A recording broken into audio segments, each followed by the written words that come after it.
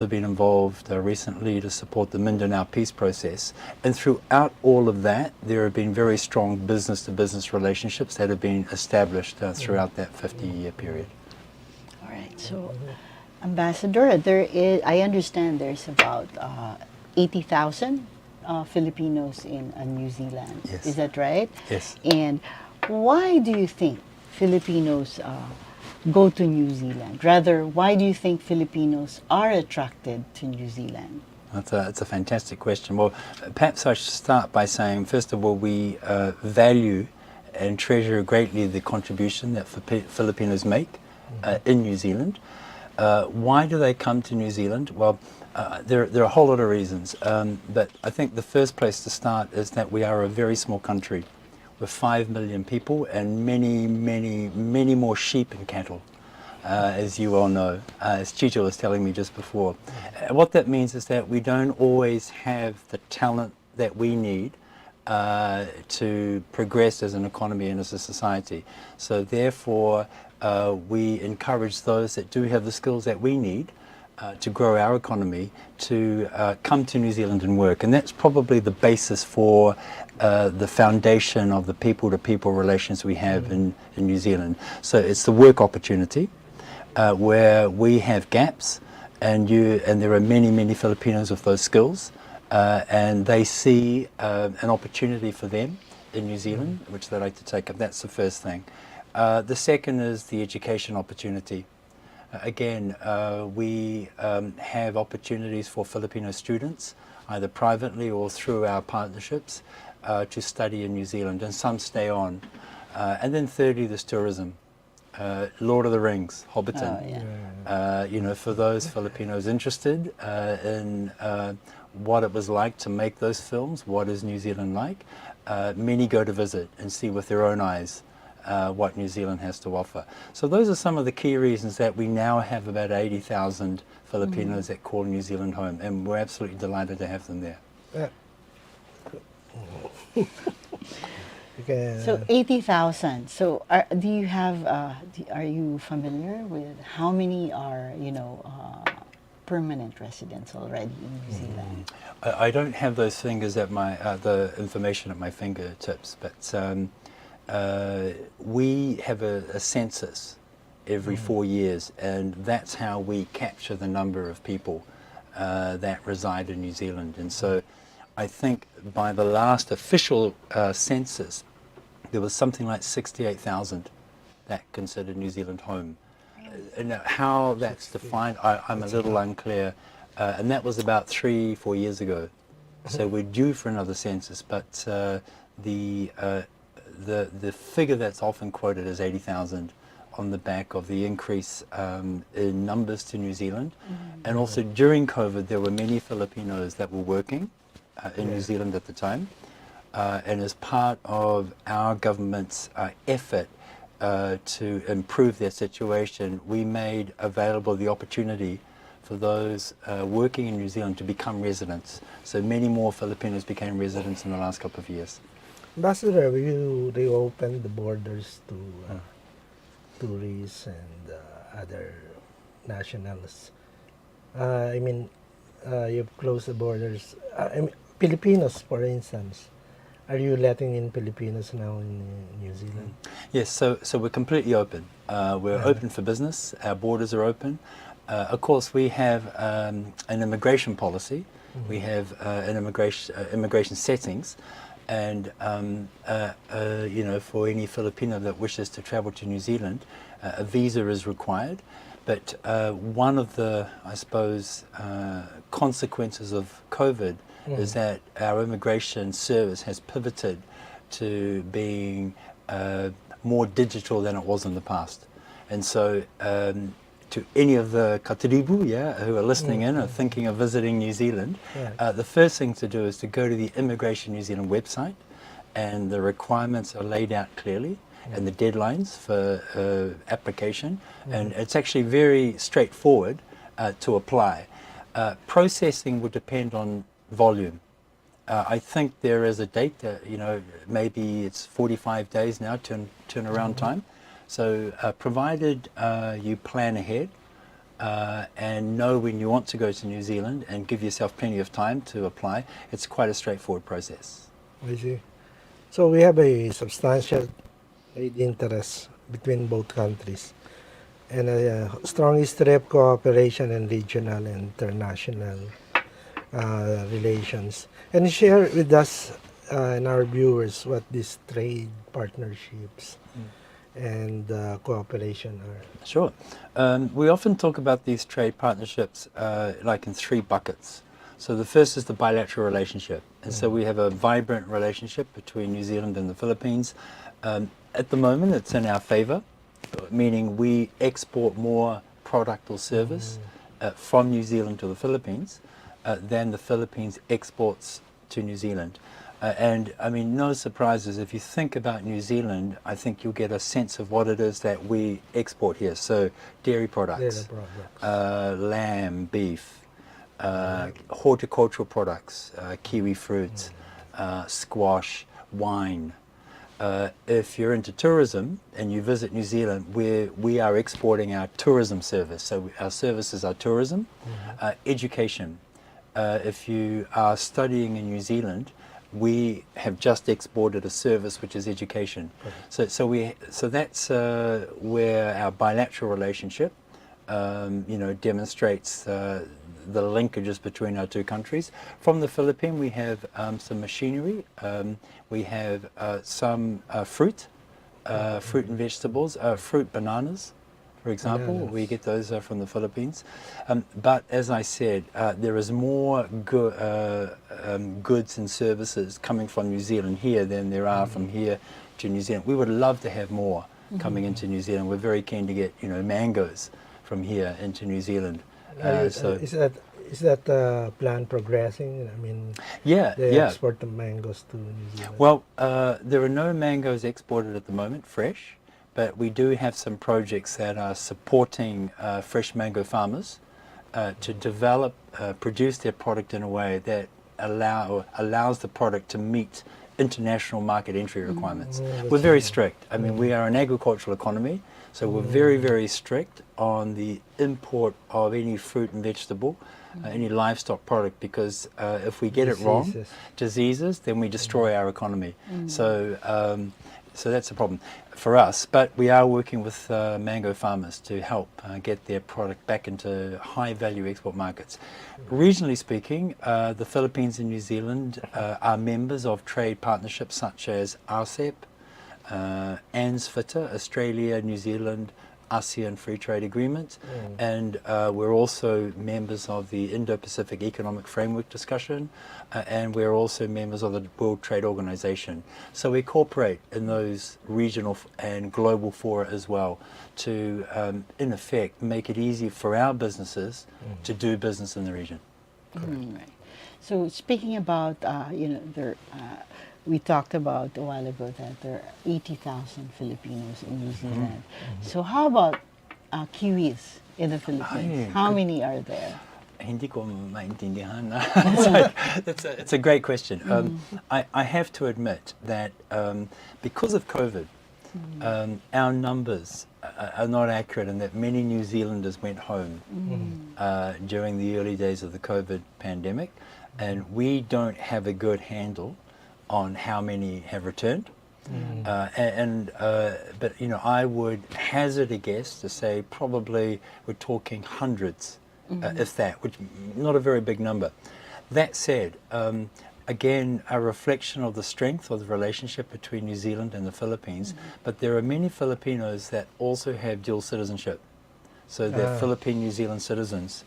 And again, we don't often capture those numbers because they have dual citizenship. They leave New Zealand on a New Zealand passport, but they enter the Philippines on a Philippine passport. And so we don't quite have sight, but we know there is a large number. So it's bigger than I think, but I'm not quite sure how big it is. Yeah. Okay. So how about the major investments from Philippine companies in New Zealand? Yeah. Is that big, Mr. Ambassador? Yeah. Well, the biggest investments that I've been aware of are in our primary sector, meaning livestock or horticulture. The biggest one is probably the investment by a Philippine company into Teagle Chicken, which is our iconic chicken manufacturer back in New Zealand. I think it's Bounty Fresh is the name of the company here. Yeah, there's a yeah. Bounty Fresh Yeah, company. so that family, that company has invested. Concepcion, I think. Isn't it? Chen, Fresh. maybe? Chen. Yeah, that they have invested into that New Zealand company. In the past, there's also been investments in our food and beverage manufacturing sector. Once upon a time, our again iconic biscuit manufacturer was owned by a Filipino company, but I understand they divested their interest in that company about a year ago. And then there are some other companies that are looking at opportunities in New Zealand, often in the food and beverage. And then there is real estate investment. There are many that invest, but often we don't have line of sight of those investments. But speaking of Filipino companies investing in businesses in New Zealand, I read like a week ago. I mean, it's an old story, but is the Universal Robina still? It acquired Griffins. Was it Yeah. Griffins? Do they Yeah. still? No, so that was a company that divested their interest about a year ago. Right. Yeah, they had a stake, a controlling stake in Griffins, but relinquished it. All right. Yeah, All right. recently. Okay. So do Sayang, huh? sayang, yeah. So do we expect to see more New Zealand labels and brands in Filipino supermarkets, including more confectionery, frozen meats, and kiwi wines? I'd love to. I'm working on it. All right. We have, of course, our largest company, which is Fonterra. It's New Zealand's largest company. Fonterra is And they have two businesses. They have what they call an ingredients business, where you will never know that it's New Zealand product because it's in, it's in Domino's Pizza or it's in Jollibee's, pizza. Okay, so these are ingredients. So these are ingredients, and they have a very big business here. But there are the other part of their business is brands, and so you may know Anchor, Anlene, and so on. Yeah, Anchor is very That's New Zealand. It's one of my favorites, butter. Yes, Butter so they're a New Zealand company, It's and a they are household looking to grow name. more. Anchor. All right. That's right. So We'll talk about Yeah, more more about the about- brands. and relations. of Yeah, course. but Maybe some defense or military. yeah. So we'll take Issues. let's take a short break before you answer. that. Thank you. Okay. With Globe, our steps can lead us to millions of doors opening, millions of paths unfolding, and millions of reasons to keep going. Now's the time to be with the network that gets better every day for you. Iba ng panahon, ang dami ng bago ngayon. Pati ang mundo natin, well, nagbago na rin. Untian mo bayan, bigger, better na. You can buy it sa centers, pati sa mga partners, may online pa at app. You can buy it with your fingers, still don't remittance and more. Online shopping, you can buy it all. Di magpadala, you can buy it all. Anumang pera transaction, you can buy it all. Sabayan ang pagbabago ng mundo for all your pera transactions, all new Bayan.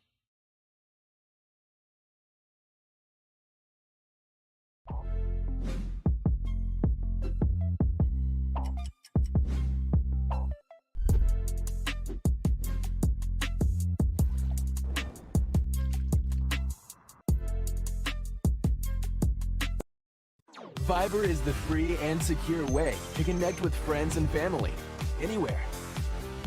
Send messages and make phone and video calls for free. Download Viber now.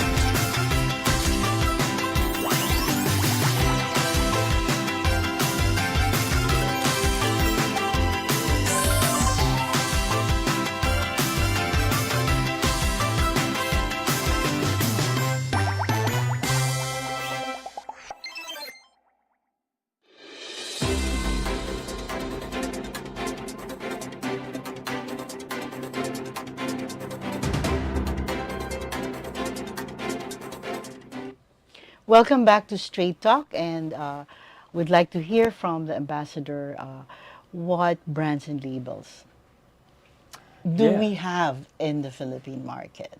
Yeah, so our largest company is Fonterra, and that's the dairy exporter.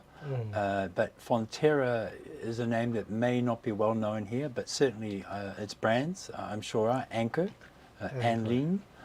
They've just, I visited their office about a week, 2 weeks ago, and they've just released some new products for the Philippine market.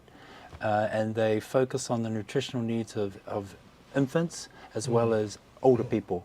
And then, of course, high-performance athletes in that. And so there's a range, and mothers as well. So that's probably our most iconic brand. And then there was always lamb, if you can find it, and then beef. And then, without doubt, most people know New Zealand wine. So you'll find New Zealand wine in most sort of, big supermarkets and liquor stores. Yeah, selection of whites and reds. We're well known for our whites, but we have a good selection of reds as well that are world class. So yeah, and then we have a whole lot of other products. We've got, again, in food and beverage, Manuka honey. So it's very healthy for you, and we have a lot of Manuka honey and Manuka honey products sold here in the Philippines. There's a big market for it. And then there are a whole lot of other products such as cosmetics and aroma, I'm not sure, not aromatherapy, but products, incense, diffusers. We have New Zealand companies that are active here as well. Yeah, so a little bit of everything. How about pharma? Pharma. Yeah, pharma. No. Medicine. No, not so much. We're not a big producer and manufacturer of medicines, but we're a big producer and manufacturer of healthy products. So therefore honey, and so on. Yeah. The natural one. The natural ones, yeah. That's kind of our thing in New Zealand. Yeah. Okay, so what collaborations outside of distribution, dairy, healthcare, and construction sectors are next on the cards from New Zealand? So the collaboration can take place in many ways. There is private sector collaboration, which is basically commercial in nature, and then there's the government-to-government partnerships. And so between the Philippine and New Zealand government, we're working closely on the ease of doing business. Are you familiar with that? Yeah? Yeah. So it's one of the chief aim of the government, and the progress on that field is very encouraging right now. Yeah, and so New Zealand again was asked under the last administration to support the Philippine government aspiration to improve the ease of doing business for its citizens and its business people. By way of background, the World Bank used to run an annual survey up until I think it was last year. Yeah, and we've always been number one, except for the one or two occasions when we were number two to Singapore. So Singapore and New Zealand often are one and two. And so for that reason, we've been working closely with the Philippine government to identify pilot projects that can demonstrate the value of improving the government process, the government environment. And we've been very successful in terms of identifying opportunities with both local and national government agencies. So that right now is something that we're pursuing vigorously, working with local cities such as Valenzuela City, Quezon City, the governor and his team in Bataan, the Bacolod region are very interested. We work with the Anti-Red Tape Authority, with whom we have a partnership that provides the framework for all of this collaboration. So that's one area which is pretty hot and pretty relevant. And we have a little bit of experience that we can share with the Philippine government. So that's one area. And in what other areas do you think the Philippine government should, or the country should improve on to ease the doing business in the country? It's that's a long piece of string, in the sense that I think what we do with the Philippine government is just identify a particular specific problem, and then we apply our resource to solving that small problem to demonstrate how you can amplify and leverage that approach up. And so a very good example is we worked with the Valenzuela City under the Okay. leadership of then Mayor Rex Gatchalian. Arcilla. Yes, and he said to us, look, we don't need your help on improving the ease of doing business. We know how to do that, but we need your help on improving the ease of doing social welfare. So we worked together with them on a social welfare project. We've completed that, they're implementing, and then fast forward, he has now become the Secretary of Social Welfare and Development. Correct, yeah. And so he wants to scale that approach up nationally. So there's an example of a very small project that is scaled up, to a nation level. So that's one area. The other area is energy.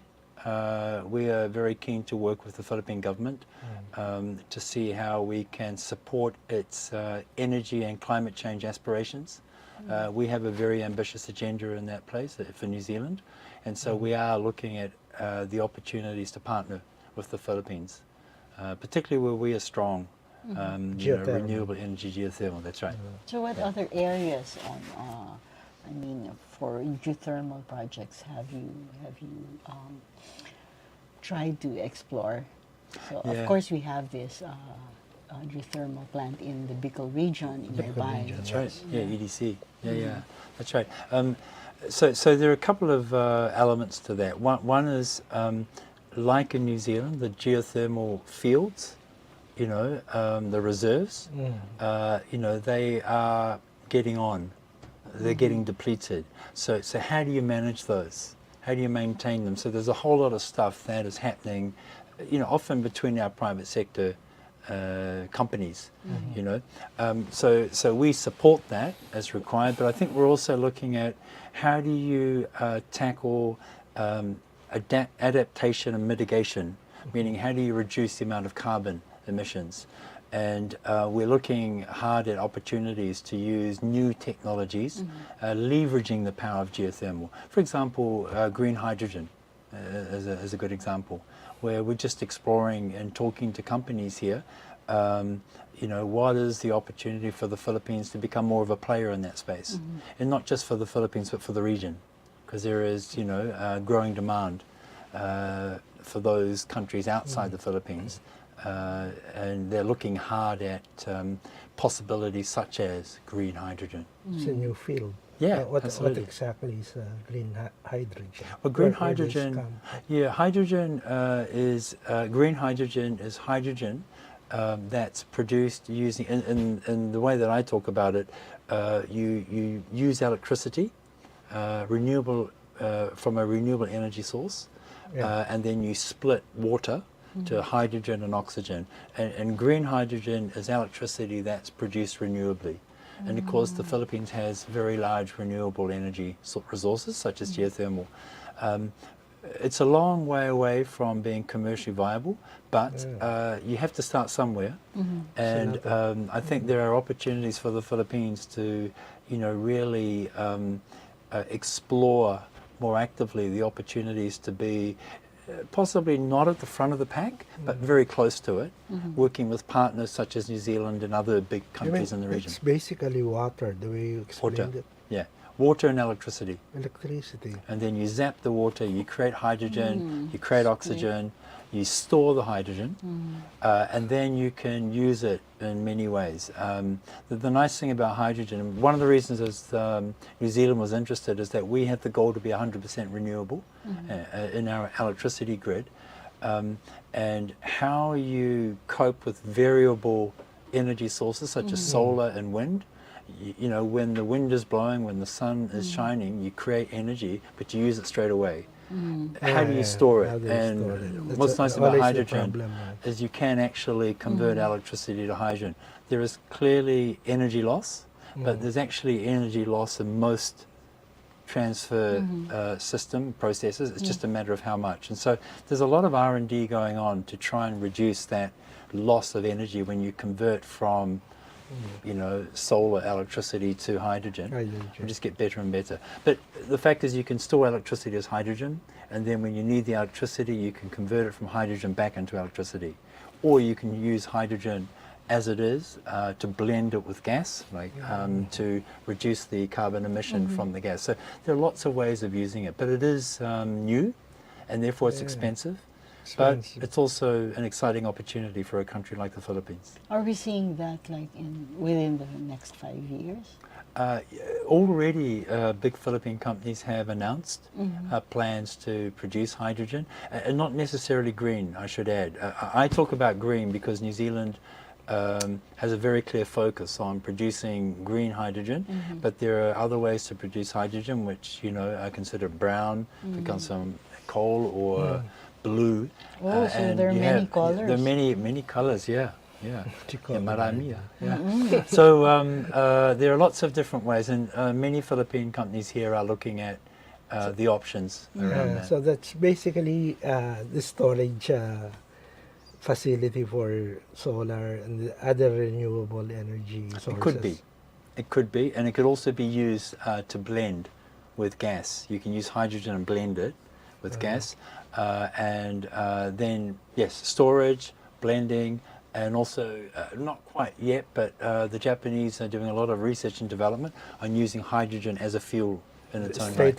Straight away, yeah. So that's still, again, leading cutting edge. But, you know, when you look at the Philippines and the transport needs that you have, it seems to me there's a lot of scope for not only battery electric vehicles, biofuels, biodiesel, but also hydrogen in time. All right. So, Ambassador, what sectors do we expect to see more Filipinos in New Zealand in the coming years?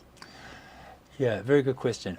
So healthcare always, you know, I think that's the story of the Filipino nurses? Yeah, we do have Filipino nurses and healthcare workers there. Construction, engineering.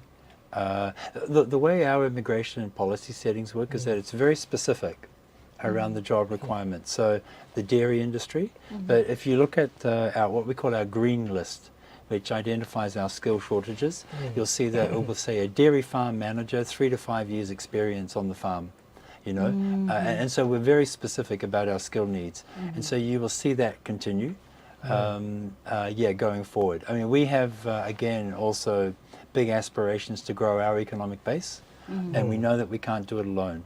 So we need to share the talent. I mean, we have many New Zealanders that leave New Zealand to work elsewhere, to share their talent, and we just see that as part of the way the world is changing, globalization, and it's not necessarily a bad thing. We see the positives as well, and so in that sense, sharing the opportunity to respectively grow our talent bases. Sharing the talents. Yeah. Right. So how much is the amount of two-way trade between New Zealand and the Philippines It's yearly? Yeah, including it's services? roughly it's just under $1 billion New Zealand dollars, which is what's that? Roughly billions of 100,000 US dollars, maybe. I don't quite know. Yeah, be something something like that. like that. Yeah. No, that's not right. 600 million. what's the Sorry, 600 million. US dollars. 600 million. Yeah, roughly. And most of it's in our favor. So I'd probably say 90% of that. Yeah. 90%. Would be New Zealand to Philippines. It's a huge deficit. Yeah, it's yes. Ambassador, your thoughts on open regionalism, like the Trans-Pacific Partnership and APEC? Yes. Yeah, so I mean, we are a small country, and we're the last country on the way to the South Pole. So we are a long, long way from other countries, which means that, and we are an exporting nation. So we rely on trade to prosper. And therefore, for us, the trading environment is very important, and the way the trading environment is designed is through trade policy regimes such as APEC. APEC is not mandatory, meaning anything that's agreed in APEC is not compulsory, but it's consensual. But APEC has been a fantastic engine for promoting best practices, exploring best practices in trade facilitation, trade liberalization, helping to promote the benefits of more open trading, relationships between countries and among countries. So from our perspective, those regional four are really, really important to providing the framework that allow all of our businesses to flourish. How about RCEP? How do you see it progressing? Yeah, again, another good example of where through RCEP, our businesses, Philippine and New Zealand businesses, will be able to trade more goods and services. And what does more mean? There's the tariffs that they have to pay at the border will be lower. And so that's always a good thing. And the costs of those goods that are imported for the consumer will over time be lower. So it's kind of a win-win for everyone. Yeah. Mr. Ambassador, today is the Australia-New Zealand Army Corps Day.